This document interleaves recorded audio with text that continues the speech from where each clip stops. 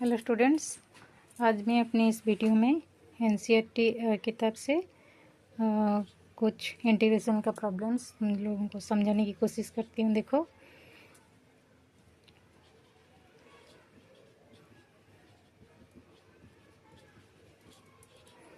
ठीक है।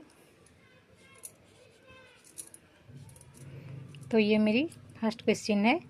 तो इसे हम पहले स्प्लिटिंग करके, एडिशन का स्प्लिटिंग करके दो इंटीग्रल में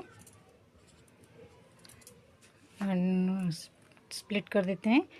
0 to 1 जो लोअर लिमिट और अपर लिमिट था, ये भी वो दोनों इंटीग्रल में रहेगा। तो इसको हम नेम दे देते हैं I1 + I2, ठीक है। तो I1 को पहले कैलकुलेट करेंगे। हाँ, ये जो ओरिजिनल था इसको हम I दे देंगे। हाँ, तो I1 = 0 to 1 x e⁻x, ठीक है, dx = अभी हम आइलेट पुट करेंगे। तो आइलेट कैसे पुट करेंगे? देखो, आइलेट में अलजेब्रिक पहले आएगा, एक्सपोनेंशियल बाद में आएगा। तो यहाँ पे फर्स्ट फंक्शन x, ठीक है, तो इंटीग्रेशन बाय पार्ट्स का फॉर्मूला मैं पुट कर रही हूँ। सेकेंड फंक्शन e⁻x dx का इंटीग्रेशन। तो जो आंसर आएगा उसको कंबाइन करके हम लिमिट लेंगे, लोअर लिमिट और अपर लिमिट। तो फिर नेक्स्ट है क्या? फर्स्ट फंक्शन का डेरिवेटिव, सेकेंड फंक्शन का इंटीग्रेशन, दोनों रिजल्ट को कंबाइन करके इंटीग्रेशन करेंगे। वहाँ पे हम लोअर लिमिट और अपर लिमिट पुट करेंगे, पर यहाँ पे नहीं, ठीक है। तो नेक्स्ट स्टेप देखो, नेक्स्ट स्टेप में हमारा आ गया, देखो, x e⁻x, ठीक है। तो ये हो जाएगा, हाँ, e⁻x, हाँ, तो ये 1 हो गया। हाँ, x का डेरिवेटिव e⁻x dx का इंटीग्रेशन e⁻x आ गया। ये फिर ये रिजल्ट को इंटीग्रेट करेंगे। तो नेक्स्ट देखो, पहला जो है वो 1, ठीक है, 1 e⁻1, हाँ, इस तरह लेंगे, x की जगह 1, यहाँ पे भी 1, तो 1 × e⁻1 हो गया, माइनस 0 × e⁻0, x की जगह 0 लेंगे, ठीक है। तो ये हो जाएगा इतना, माइनस ये हो जाएगा e⁻x, फिर इसका लिमिट पुट करेंगे, ठीक है। तो देखो,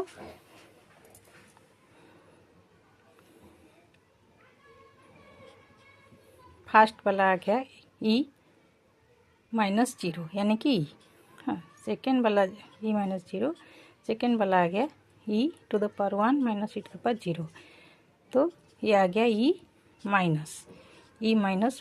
यानी कि e-1 यानी कि 1, ठीक है। तो ये हो गया I1। तो अभी हम I2 को कैलकुलेट करेंगे। कैसे? 0 to 1 sin πx/4 dx। हाँ, sin πx/4 जो है उसको जानबूझ के हम एक सब्स्टिट्यूशन कर देंगे, ताकि हमें स्टैंडर्ड इंटीग्रल का फॉर्मूला हमें मिल जाएगा। तो du/dx = π/4, तो du = π/4 × dx, ठीक है। तो π/4 × dx, ठीक है। तो ये जो हो गया, देखो, अभी हम साइन u dx के जगह लिखेंगे क्या? du/π/4, ठीक है, यहाँ से लिख दिए। फिर लिमिट को चेंज करेंगे, यहाँ से x का वैल्यू 0 है तो u का वैल्यू भी 0, x का वैल्यू 1 है तो तो u का वैल्यू π/4, तो ये हमारा हो गया। ठीक है, तो नेक्स्ट जो है हमें, तो डिनोमिनेटर में π/4 है, तो ये हो जाएगा 4/π, हाँ 0 to π/4 sin u du, हाँ स्टैंडर्ड इंटीग्रल अभी अप्लाई हो जाएगा। जब तक स्टैंडर्ड इंटीग्रल का फॉर्मेट में नहीं आता है तब तक हमें किसी भी फार्मूला डाल के उसको लाना है स्टैंडर्ड इंटीग्रल को। ठीक है, फिर जाके हम अप्लाई करेंगे। तो ये होगा क्या, माइनस कॉस यू,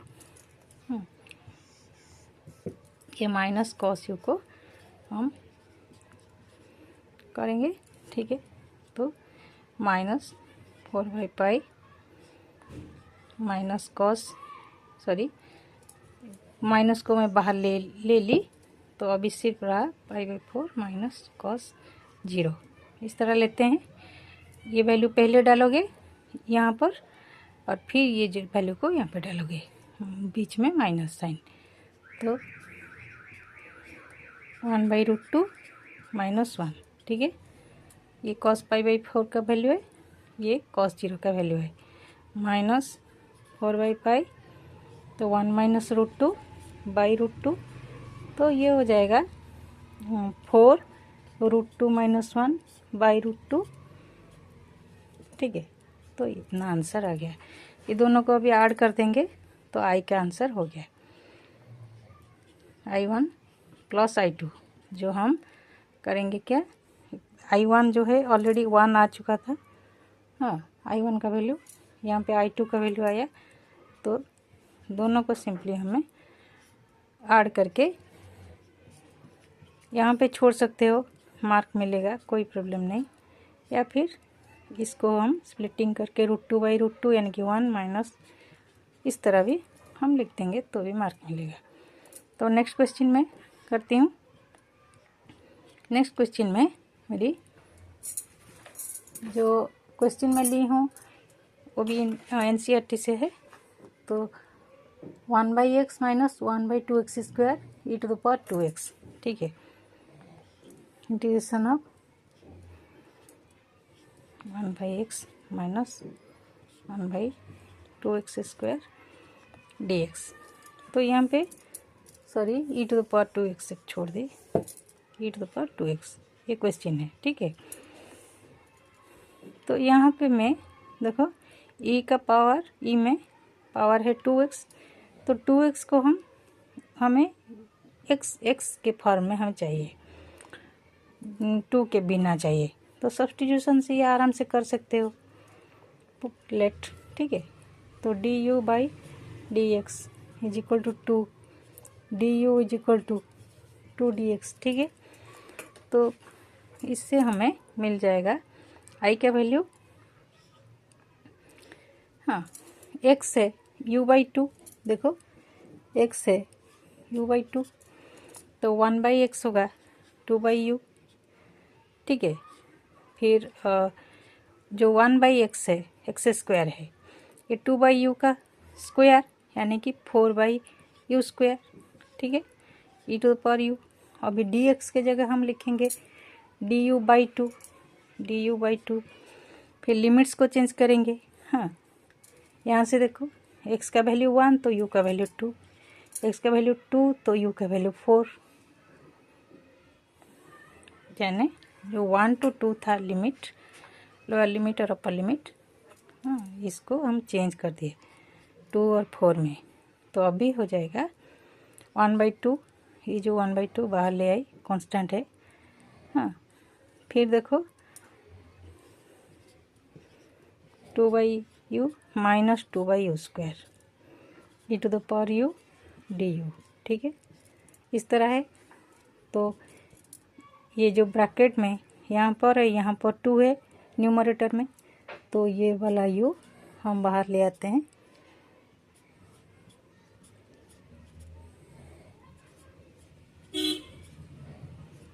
ठीक है, तो नेक्स्ट देखो, हाँ तो ये जो है अभी हम लिखेंगे सिर्फ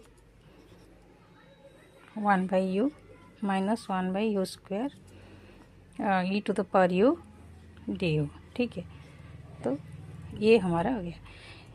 जहाँ पर भी ई टू द पावर u है, हाँ, यहाँ पे देखो u का एक फंक्शन है और एक फंक्शन है, तो पहले चेक कर लो। लेट 1/u जो है ये u का एक फंक्शन है, पहले उसका डेरिवेटिव लेके चेक करके देखो, तो ये हो जाएगा।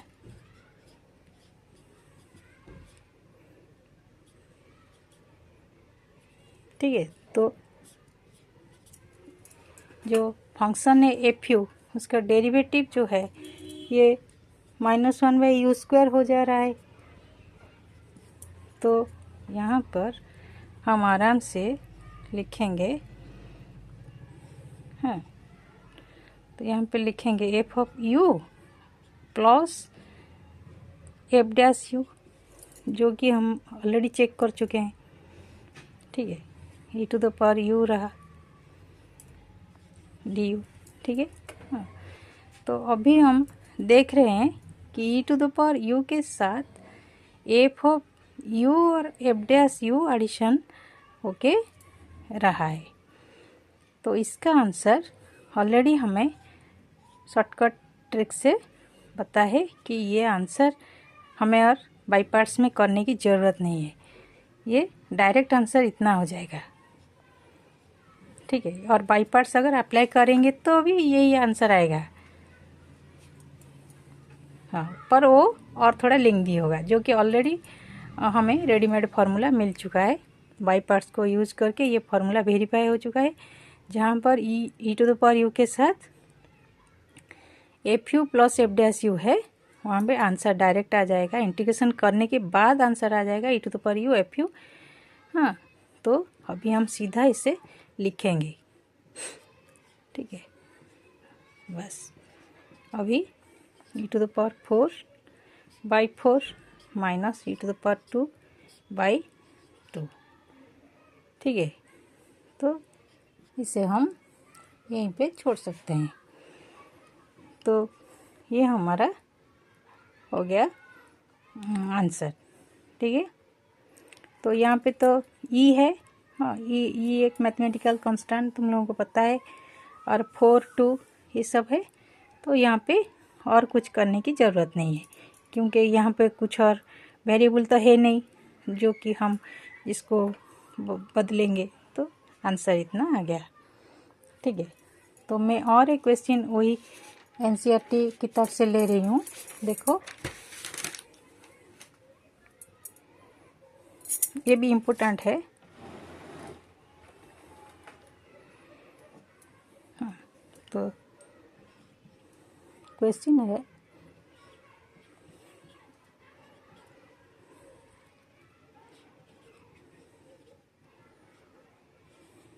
ये मॉड्यूलस वाला फंक्शन है x+2 मॉड्यूलस। ठीक है, तो dx लोअर लिमिट ये -5, अपर लिमिट +5।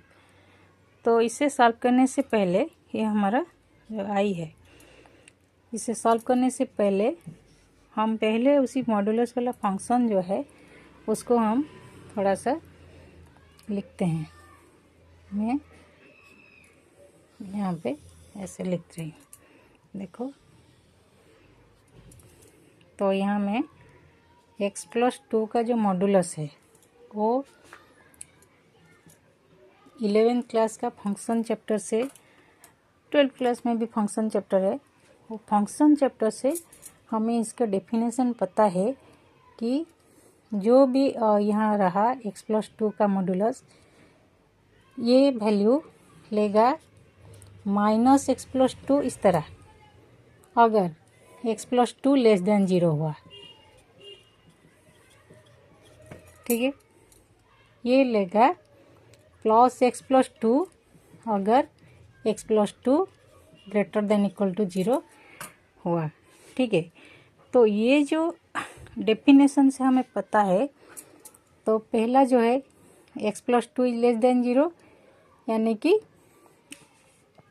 इसको थोड़ा सिंप्लीफाई करके मैं लिख देती हूँ -x+2 if x is less than -2 plus x plus 2 if x is greater than equal to -2।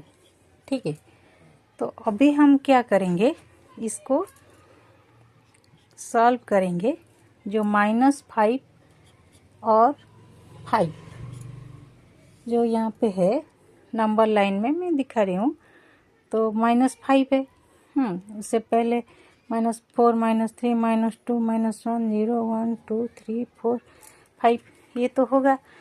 तो जो है -2 जो वैल्यू है ये बीच में है -5 और +5 का, तो यहाँ पे हम -5 to -2 एक इंटीग्रल कर देंगे। हाँ, क्योंकि ये जो है -5 to -2, हाँ, -2 से लेस है, तो यहाँ पे x -x+2 लेंगे। हाँ, बस। और नेक्स्ट जो है उसको लेंगे -2 to +5, यहाँ पे ये वैल्यू डालेंगे x+2। ठीक है,